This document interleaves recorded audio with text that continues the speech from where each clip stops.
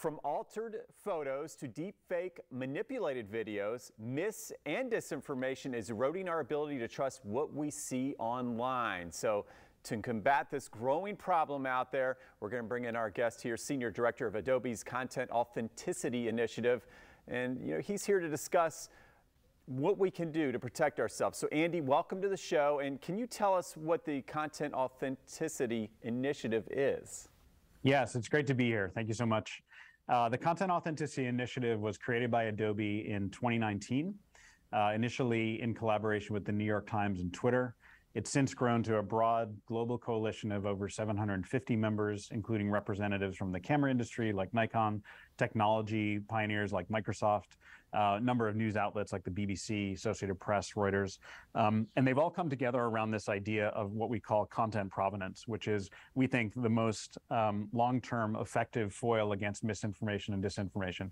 And the idea is simply to provide ground truth about how media was made, who may have made it, and how it might have been changed on its way from capture on a camera, for example, to your eyeballs on social media. And we work in three key areas. One is developing global standards. So this can be adopted by anyone, anywhere in their software apps, maybe even the metaverse at some point. Second, we put these technologies to work in our own tools at Adobe, starting with Photoshop and a feature called Content Credentials that launched in the fall last year. And third, we undertake a broad education and advocacy campaign.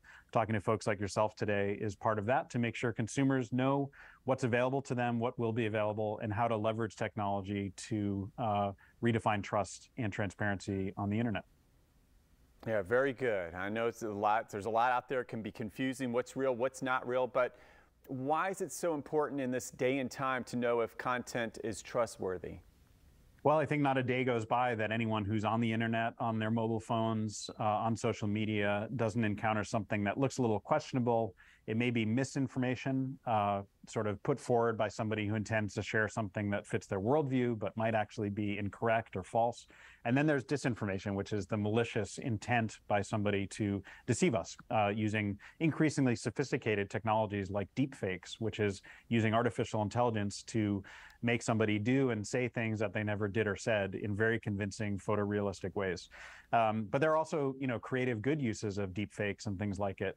Take, for example, the recent Kendrick Lamar music video, where Kendrick Lamar was kind of transformed over the course of a song to look like different celebrities and express different kinds of points of view.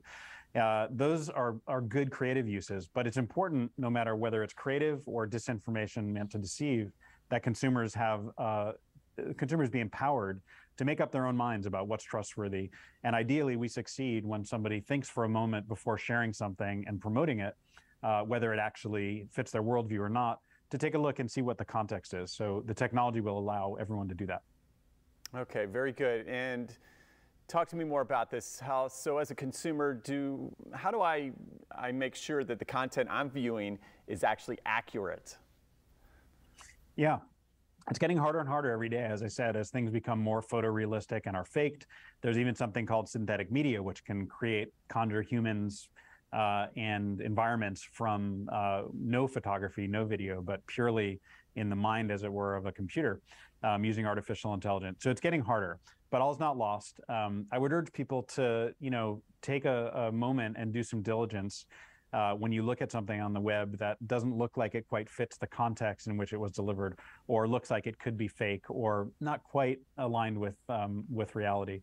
And use tools like reverse image search, reverse video search. But over time, as the Content Authenticity Initiative's ideas are adopted, and I think this will happen quite rapidly over the next couple of years as the standard is adopted by platforms, you'll be able to, as I said, tap on an image or a video on your phone, mouse over something on the internet, see the context about who created it, how it was altered, what ingredients were used to make it, and make up your own mind about whether something is trustworthy or not. And that's our mission. Okay, yeah, that helps me a lot. Thank you so much, Andy, for being on our show. And where can folks go for more information on this? They should visit us at contentauthenticity.org, which is a website that Adobe put up to educate and inform about the technology. It's got a lot of links to learn in as much depth as people like. And most importantly, it has real-world live examples so you can see this technology in action and understand for yourself how it will help combat misinfo and disinfo.